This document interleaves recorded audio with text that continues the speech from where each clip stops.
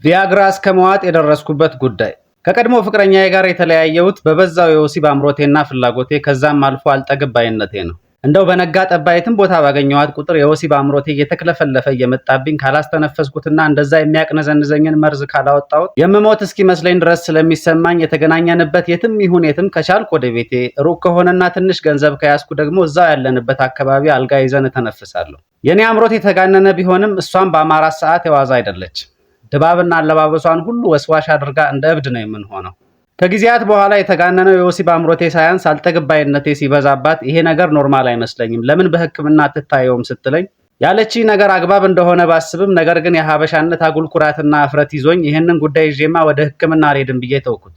ፍቅረኛዬም ምንም እንኳን ደስታው የጋራችን ቢሆንም አምሮትና አልጠግባይነቴ በዚህ ልክ መብዛቱ ቢያማርራትም ነገር ግን አብራኝ ለመቆየት የሚያግዟትን የተለያዩ ምክንያቶች ከመደርደር ባሻገር የሰውነቷን ቅርጽ ፈታኝነትን በመረዳት ወዶ አይደለም በሚል እስከተወሰነ ጊዜ ታግሳኝ በመጨረሻም በኔ ልክ መሆኑ ሲከብዳት ሲደክማትና ሲያማርራት እየተዋደርንም ቢሆን ለአንዴና ለመጨረሻ ጊዜ ወስና ተለየች። እውነት ለመናገር ከዛ በኋላ ሌላ ሴት መልመድ በጣም ከብዶኝና ረጅም ጊዜ ወስዶብኝ ነበር። በነዛ በተለያየንበት ጊዜያት እንደማንኛውም የመለያየት ጦር እንደወጋው ወጣት በትዝታ ዘፈኖች አልነበረም ቁስሌን ሳስታምም የነበረው። በተለይ ለእንደኔ አይነት ሰው እንደ ትዝታ የሚያገለግል ደጋግሜ የምሰማው አንድ የብጻትን ዘፈን ነበር።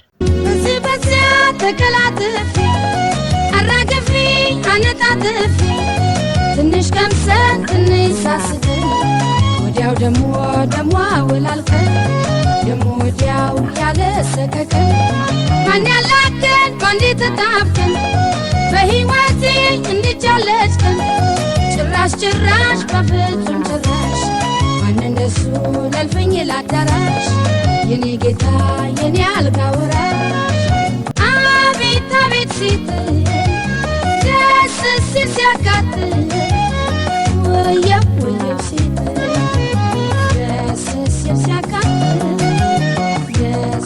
ሲያቃት ከደርሶ ሲመለስ ድንገት ተያይዘን ደግሞ አንገት ለአንገት ተወቃቅሰን ትንሽ ተላቅሰን ተሟሙቀን ደንቡን አድርሰን ተሳስመን ተኛን መልሰን በማግስቱ ካልጋ ወርጄ ተጣጥፌ ሻወር ወስጄ ድንገት ፈራው ድንገት ጠረጠር ሳይጠናብኝ መለየት መራ እያፈቀርኩ በፍቅር ቆረ። እንዳያልፍ የለ እነዛ ጊዜያት አለፉና ከቆይታ በኋላ ከአንዲት ልጅ ጋር የፍቅር ግንኙነት ጀመርኩ። ግቢያቸው ተከራይቼ ነበር የምኖረው። ግቢ ውስጥ ማንም በማይኖርበት ሰዓት ቤቴ ትመጣለች። ነገር ግን ድብርቱ ስላለቀቀኝ ይሁን ምን ይሁን በማላቀው ምክንያትና በሚያስገርም መልኩ ከዚህችኛው ልጅ ጋር ለወሲብ አልቸኮልኩም። በቃ ትመጣለች፣ እናወራለን፣ እንጫወታለን፣ እንሳሳቃለን፣ እንላፋለን፣ እንተሻሻለን፣ እንሳሳማለን። ከዛ በላይ ሌላ ነገር እንድናደርግ አልገፋፋትም። ይህም ለኔ ያላት ነገር እንዲጨምርና እንድታምነኝ ያደረጋት ይመስለኛል። ነገር ግን ከብዙ በጥንቃቄ የተሞሉ የመገናኘት በደንብ የመተዋወቅና ጣፋጭ የፍቅር ጊዜያት በኋላ ያ የወሲብ አምሮቴ አገርሽቶ ውልብ ይልብኝ ጀመር። የሆነ ቀን ግቢው ጭር ሲል ጠብቃ ቤቴ መጣች። የተወሰነ ካወራንና ከተጨዋወትን በኋላ መሳሳም ስንጀምር ሁለታችንም መቆጣጠር እስኪያቅተን ስሜታችን በጣም ተጋጋለ። ባሻዬ ተወጥሮ ሱሪዬን ሊቀደው ደረሰ። ሁለታችንም ስላቃተን ልብሳችንን አወላለቅን። ነገር ግን እንደዛ ተወጥሮ ሱሪዬን ሊቀድ የደረሰው ባሻዬ ልክ የሷ ብልት ጋር ሲደርስ በሚያስደነግጥ መልኩ ውሃ ጥም እንዳንገላታው ችግኝ ልፍስፍስ ብሎ ይተኛል። ደጋግሜ ብሞክርም ስስማትና ሳሻሻት ተወጥሮ ይቆምና ልክ ላስገባው ስል እንደሚያፍር ሰው አንገቱን ደፍቶ ቅልስልስ ብሎ ያጎነብሳል። ብለው ያው ነው፣ ለውጥ የለውም። በጣም እየደበረኝ በቃ በሌላ ቀን ብያት ከቤት ወጣች። በሌላም ቀን ስንሞክረው እንደዛው ነው። በተለያዩ ቀናት ደጋግሜ ያየሁት ያው ነው። ስስማትና ስንተሻሽ ተወጥሮ ይቆምና ላስገባው ስል ለሽ ይላል። ምን ጉድ ነው ብዬ ተጨነቅኩ። እሷም ጋር ስናወራ የሆነ ማውራት የምትፈልገው ነገር ኖሮ ማውራት እንዳልፈለገች አይነት የተወዛገበ ፊት እያሳየች እሷም እንደኔው ግራ እንደገባት ትነግረኛለች። በዚህ ጉዳይም ወደ ሕክምና እንዳልሄድ እንዳልኳችሁ አሁንም የአበሻነት አጉል ኩራትና እፍረት ያዘኝ። የሆነ ቀን ግን ከዚህ በፊት አድርጌው ባላቅም ቪያግራ የተባለውን መድኃኒት ውጪ ጠበቅኳት። አግባብ ባይሆንም ግራ ስለገባኝና ቢያንስ ችግር ካለብኝም ለመለየት ይጠቅመኛል ብዬ ነው።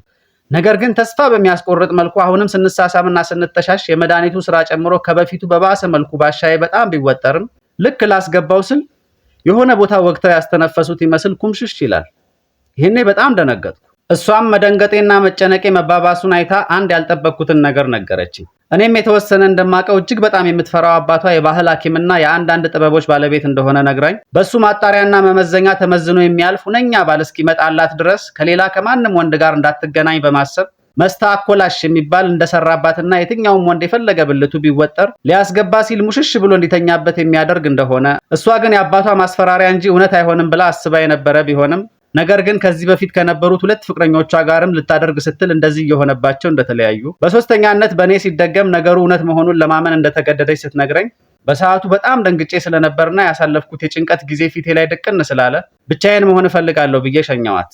በሌላ ቀን ቤት መታ የምወዳት ከሆነና ከሷ ጋር ተጋብቼ ለመኖር ፈቃደኛ ከሆንኩ በአባቷ የሚደረገውን መመዘኛ እንድመዘንና እንድንጋባ ስትጠይቀኝ ኧረ ተይ ይቅርብኝ፣ እኔ እንደዚህ አይነት ውስብስብ ነገር ውስጥ አልገባም።